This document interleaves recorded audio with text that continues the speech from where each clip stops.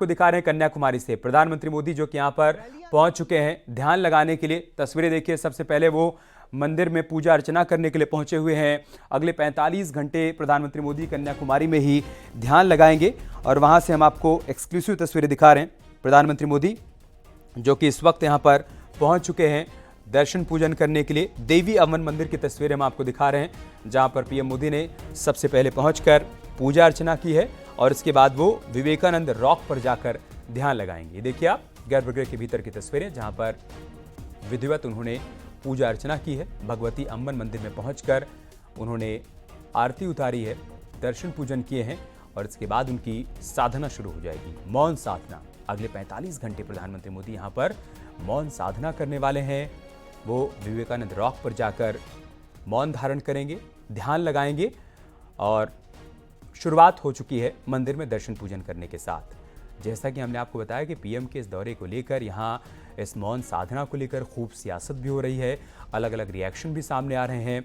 विपक्षी दलों की तरफ से इस मौन साधना पर भी सवाल खड़े किए जा रहे हैं, लेकिन बीजेपी की तरफ से पलटवार भी किया जा रहा है कि पीएम जब बयान देते हैं, जब वो भाषण देते हैं, जनसभाओं को संबोधित करते हैं, तो उनके बोलने से भी विपक्ष को आपत्ति है और जब पीएम मौन धारण कर रहे हैं, मौन साधना कर रहे हैं, तो विपक्ष को इससे भी दिक्कत और परेशानी है। फिलहाल ये आप न्यूज़ 18 पर एक्सक्लूसिव तस्वीरें देख पा रहे हैं कन्याकुमारी से, जहां पर पीएम मोदी की मौन साधना शुरू हो चुकी है। सबसे पहले देवी अम्बन मंदिर में उन्होंने दर्शन पूजन किए हैं और 1 जून को जब 7वें चरण की वोटिंग होगी तब तक प्रधानमंत्री मोदी यहीं पर रहने वाले हैं। अगले 45 घंटे यहीं पर वो ध्यान लगाने वाले हैं, मौन साधना करने वाले हैं।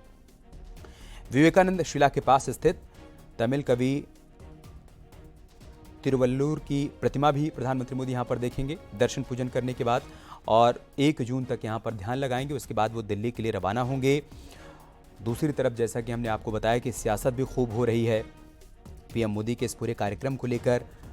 इस विवेकानंद रॉक की अगर हम खासियत की बात करें तो स्वामी विवेकानंद ने 24 दिसंबर 1892 को कन्याकुमारी पहुंचकर यहीं पर ध्यान लगाया था और प्रधानमंत्री मोदी भी यहां पर 7वें चरण की वोटिंग से पहले ध्यान लगाने के लिए पहुंचे हुए हैं।